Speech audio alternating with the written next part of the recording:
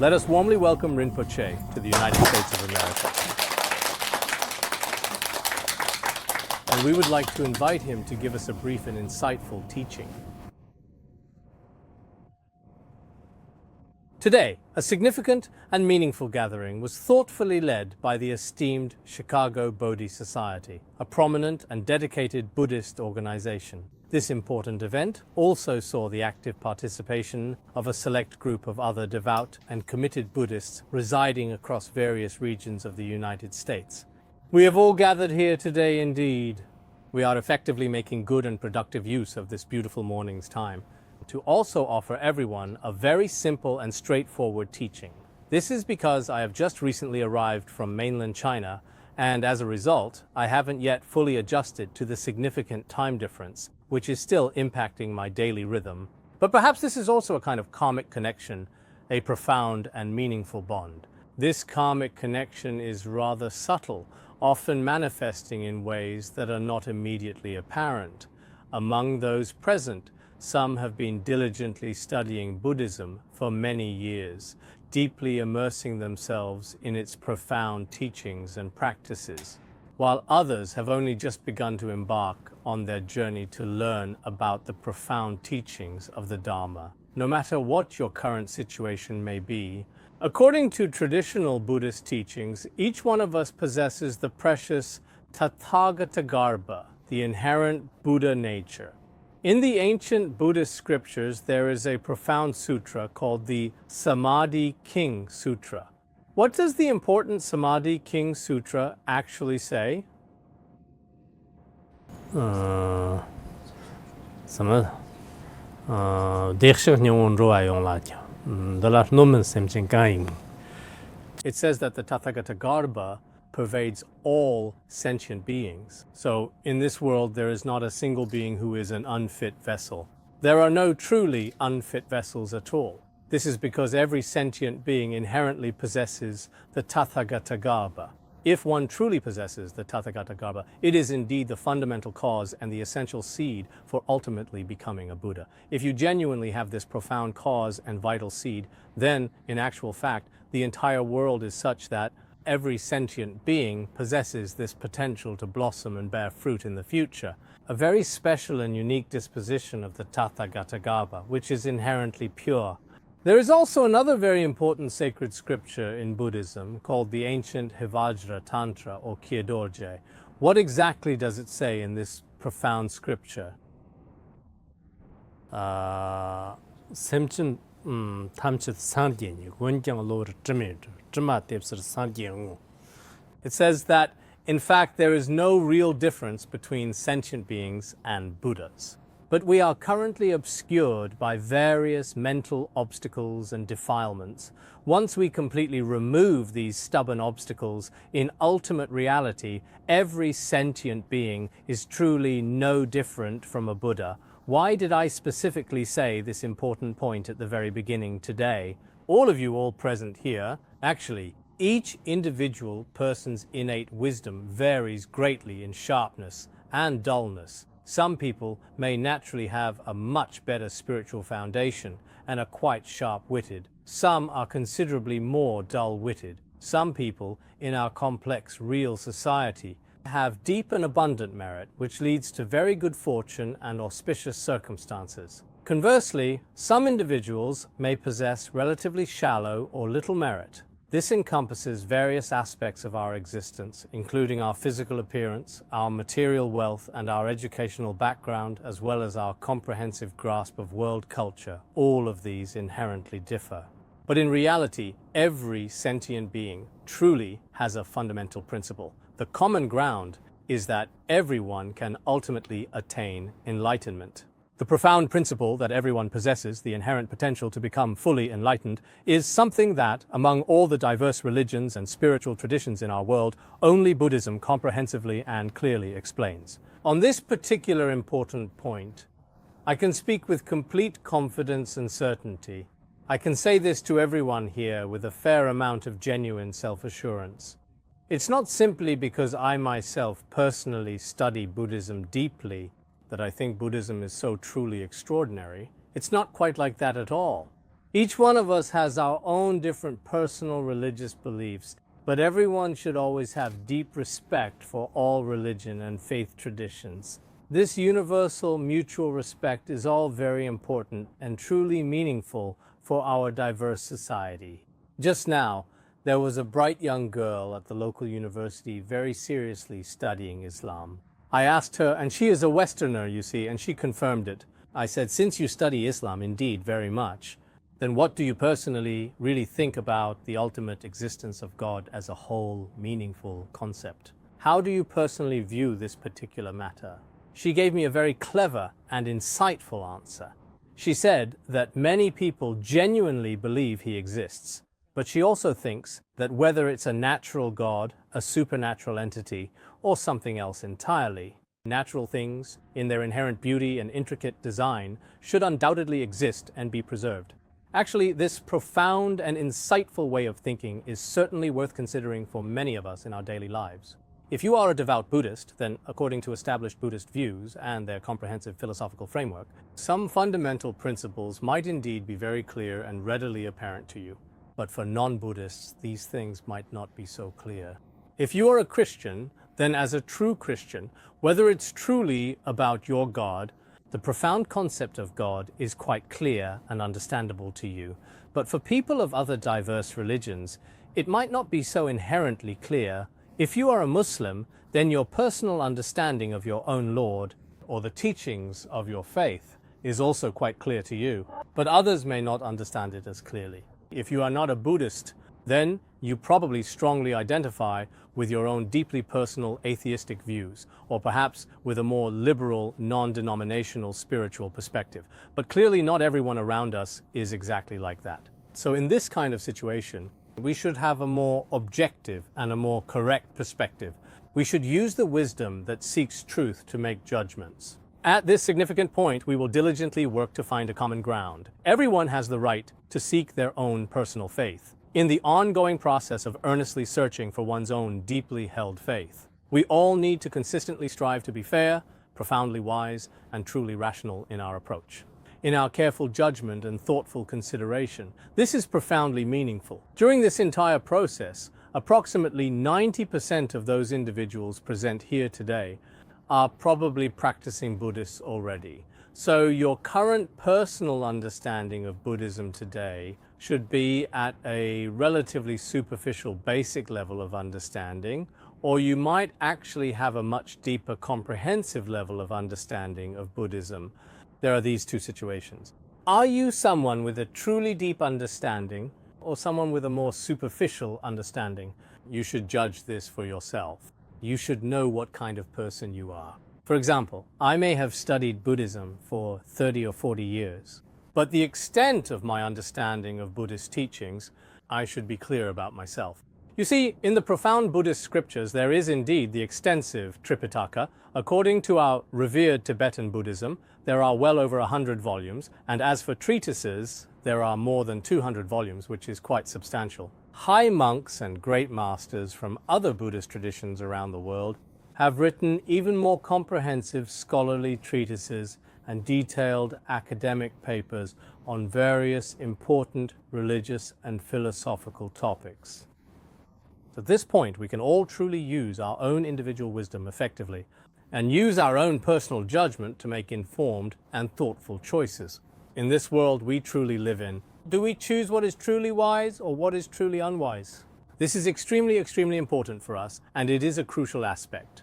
Therefore, whether Buddhism is practiced and understood in the Western world or in its traditional Eastern origins, we should not think of ourselves as being inherently superior or remarkably unique, or as the sole possessors of the truth. Such a claim may not be very suitable in our current present era today. However, what I want to clearly clarify here today is some specific individuals among us in this modern world may not personally believe in any religion at all, or may even feel some aversion toward any particular religion. In fact, it is perfectly fine not to have faith, but there is no need for aversion. For example, I personally have my own faith, Buddhism, but I do not feel any aversion whatsoever toward people who indeed have no faith at all. As for those who follow other religions, I do not feel any aversion toward them either. So, Personally, I deeply study the ancient Buddhist Dharma, but at the very same time, I can truly respect everyone who has no religious faith whatsoever and all those people who believe in other different religions. Therefore, in our society, everyone should truly possess a particularly tolerant and understanding mindset towards others, because, as the saying goes, a selfless heart makes the world vast.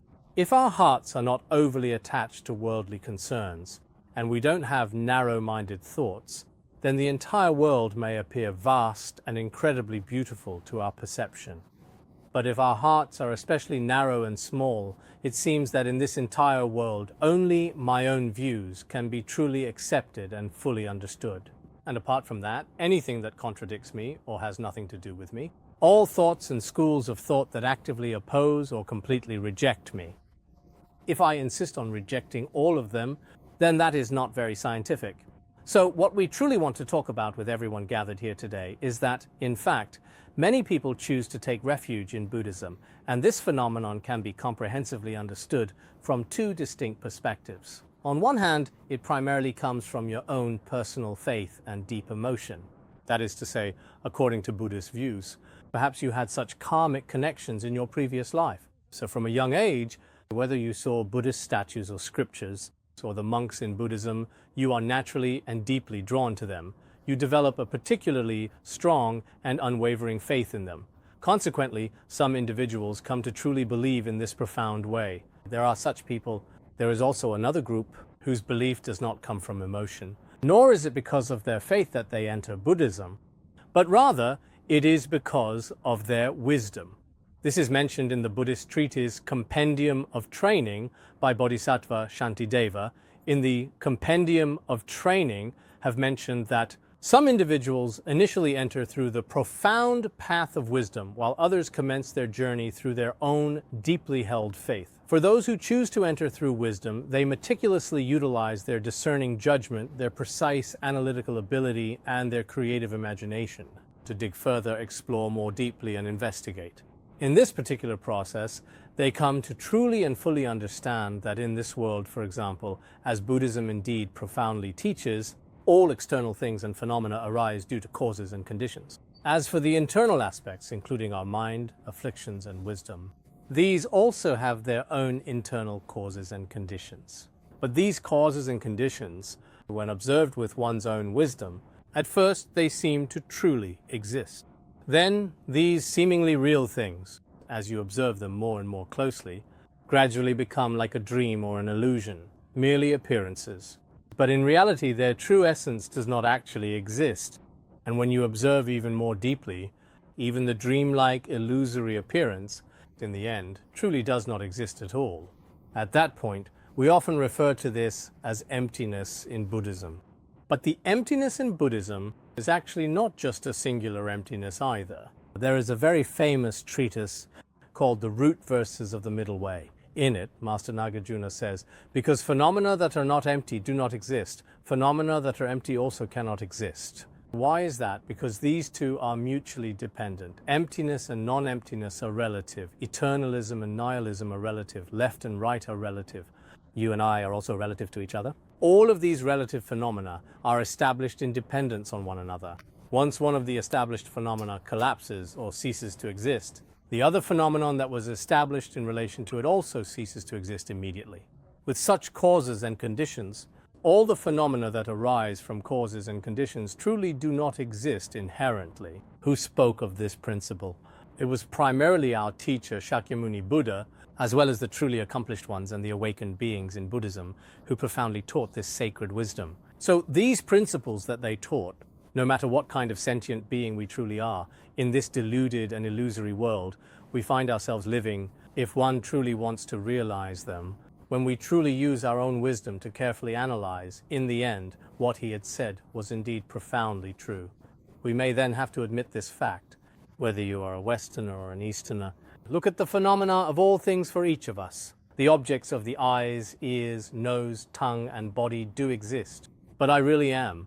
If I were to use my own wisdom to make inferences, or perhaps when utilizing the profound wisdom of saints to draw conclusions and make deductions, all the relationships between my visual consciousness and external material phenomena, in the end, it's impossible to establish. So this point, maybe some of you here today haven't studied Madhyamaka, so you might not fully or completely understand. But if you have truly and deeply studied some esoteric teachings and to establishing the fundamental principles of the emptiness, and also in our exoteric tradition, about some principles about Madhyamaka and Prajnaparamita emptiness, if you have already listened, contemplated, and studied them, then, in the very end, what is truly and profoundly said in Buddhism is not just simply telling stories, nor is it about merely telling a myth or a legend, nor is it about explaining something conjured out of nothing. Rather, it is something that truly exists in our real, everyday lives. Form is not different from emptiness. Emptiness is not different from form. Form is emptiness. Emptiness is form.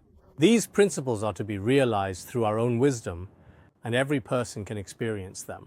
Those with profound wisdom, they also use deep insight to truly understand these fundamental principles. If one does not have profound wisdom but has broad wisdom, one can also come to understand these principles in a broad way. Of course, such principles, I truly believe that each and every one of us possesses different levels of wisdom. But in reality, the ultimate results we obtain are exactly the same. Therefore, in all my many years of diligently studying Buddhism, I have come to understand that whether in the East or in the West globally, no matter which corner of the world, or in front of people of any skin color, I have genuinely never felt any fear whatsoever.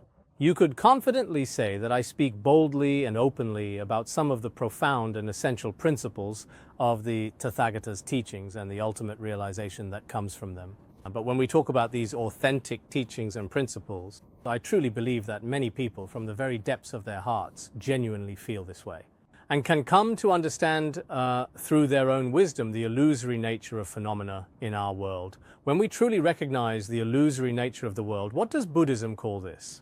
This is precisely what is referred to as liberation. So as we are currently having this class session today, it is important to understand that it is not intended to be a very formal academic lecture, nor is it an official authorized Buddhist class.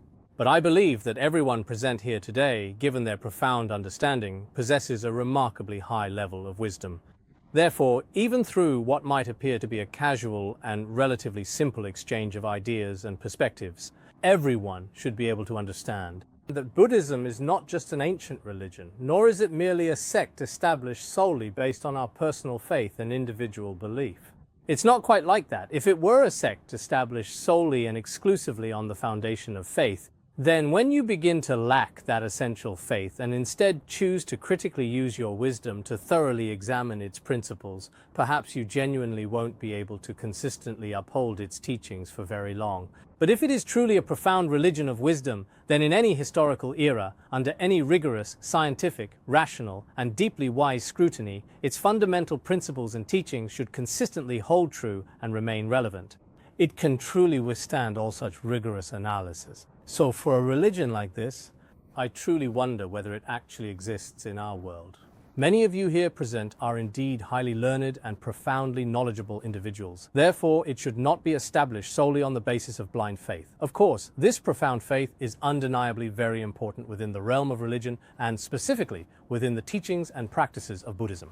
If you possess absolutely no faith whatsoever, and you approach the study of a particular religion or a specific spiritual teacher with a deeply ingrained and biased perspective, then what you perceive and observe may not necessarily be something wonderful or truly inspiring.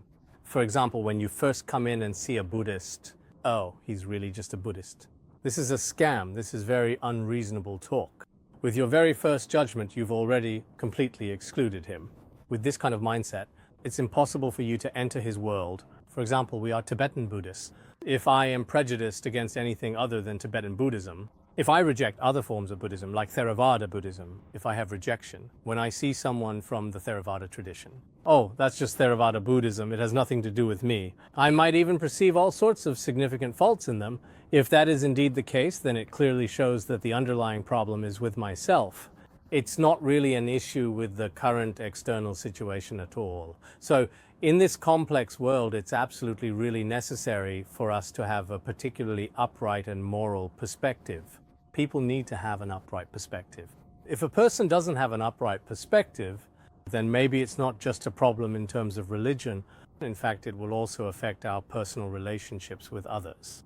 There will be the same kind of problem. For example, if I happen to have a strong opinion about someone, I think this person is bad, that this person is a bad person, then every single time that I see him, I am reminded, I think, here comes the bad guy. I have this kind of view. So whatever he says, whatever he does, everything just really about him, if I judge it all from my own perspective, then even if he does something truly good and beneficial for you, I might still conclude that he's trying to deceive me, that he's trying to tempt me. I truly have this kind of view. If I consistently hold this kind of view and apply it equally and impartially to everyone, ensuring fair and consistent treatment for all individuals, then I might be standing on a more reasonable, a more just, and indeed a more ethically sound position. At that point, my judgment of others would be undeniably correct and truly well-founded, without error, and should be entirely reasonable. So sometimes, in fact, we as human beings tend to look at the world through our own very narrow and limited eyes. And when we carefully look at the people around us, we often find that it's very necessary to reflect on ourselves, to engage in self-examination. If you don't reflect on yourself, you might think you're right. But in reality, you could be committing a huge, unforgivable mistake. There is indeed such a significant possibility and inherent risk. Therefore, sometimes we may also profoundly need to diligently use our own innate wisdom to frequently and carefully observe ourselves. In Buddhism, this is called right knowledge and right mindfulness. That is, using your own wisdom to observe your body, to observe your speech, and to observe your state of mind. At this point, you will realize that sometimes the things you say may not actually be correct either.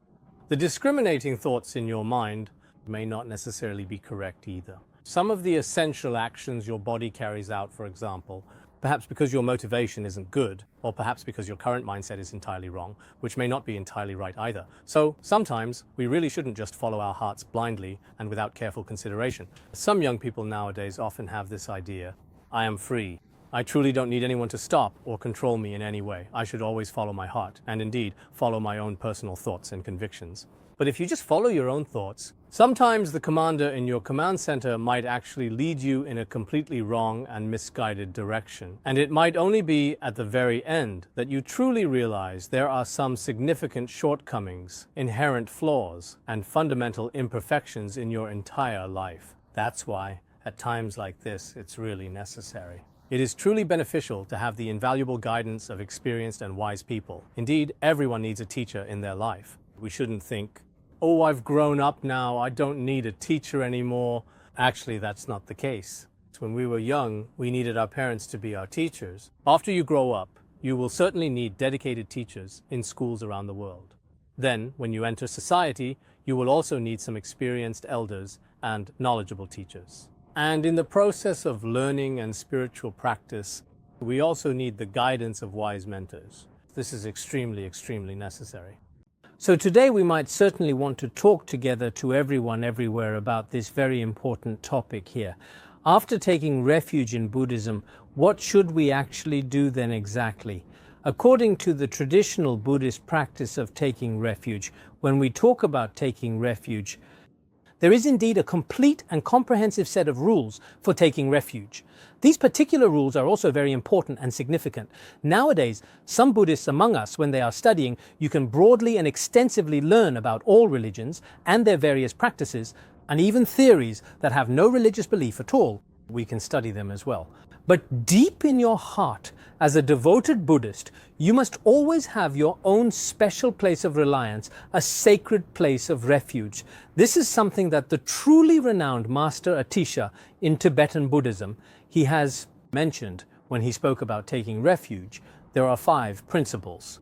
The first principle is, once you have truly taken refuge in the Dharma, you will find peace and guidance. Even if you face life-threatening danger, you should not abandon it. Even if you happen to receive a truly great reward or are given very significant and valuable gifts, you still should not, under any circumstances, give it up. This is indeed the very first important rule today here.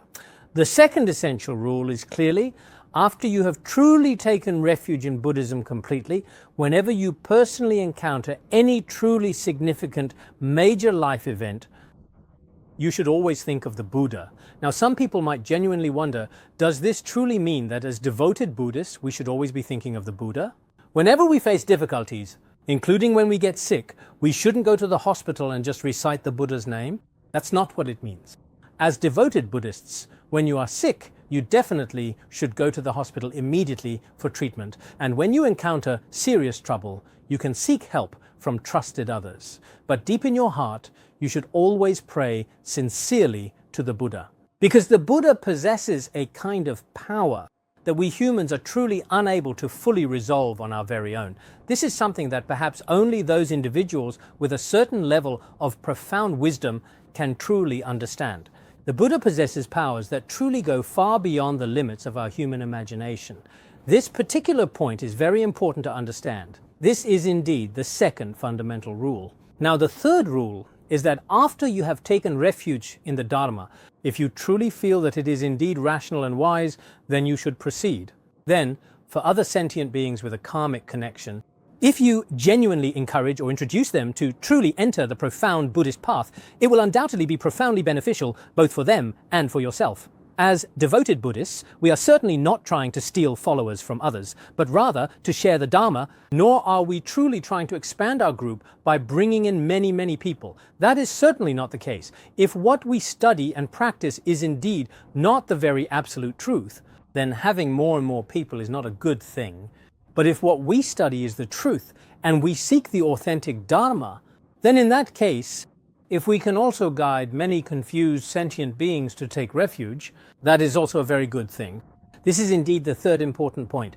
As for the fourth crucial point now, in our daily lives as Buddhists, whether walking, standing, sitting, or lying down, we should make offerings to the Buddha, such as offering a beautiful Buddha statue, fresh flowers, fragrant incense, or pure water. Such actions are indeed very necessary and profoundly important. Therefore, as devoted Buddhists, at the very least, every 2 or 3 days, we should diligently make offerings at our own personal shrine, demonstrating our reverence and commitment. We must maintain the intention to make offerings to the Buddha. On the surface, it may seem like just a formality or an action, but in reality, it contains vast accumulations of merit and great virtue.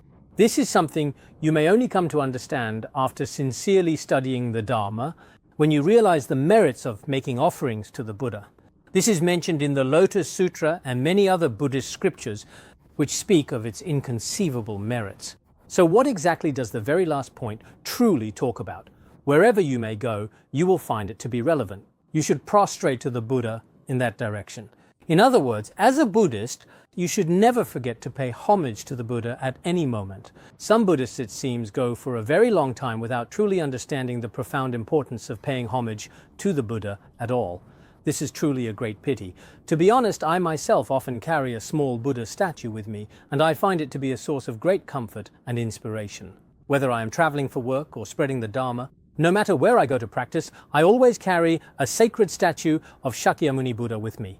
This is because I am a devoted Buddhist, and therefore my behavior should be completely and distinctly different from that of others. If my actions and my faith, everything I do, are exactly the same as those who have no faith at all, then I would say that I am quite a failure as a person. That's how I see it myself.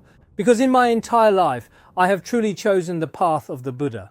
So since I have indeed chosen the Buddha, then in every single one of my actions, I should still consistently demonstrate the behavior of revering the Buddha always. This is also extremely important. So, what was I just sharing with everyone here today? Many of you present have asked me to talk a little bit about some important principles regarding the act of taking refuge. Atisha was, in all of Eastern and Western India, a truly remarkable and influential figure. He is an unparalleled and truly remarkable and incredibly outstanding great sage. So, to sum up clearly, as a devoted Buddhist practitioner, one should always have one's own complete set of rules in 5 important fundamental aspects. As for these essential spiritual rules, for all the Buddhists present here today, in your future daily conduct, after we discuss a certain principle, it is best to apply this principle throughout your entire life. For example, among you here, some people are in their 20s or 30s today, but when you eventually reach your 50s or even your 60s, if you are still diligently following these 5 important rules, then it will be truly beneficial to your entire life.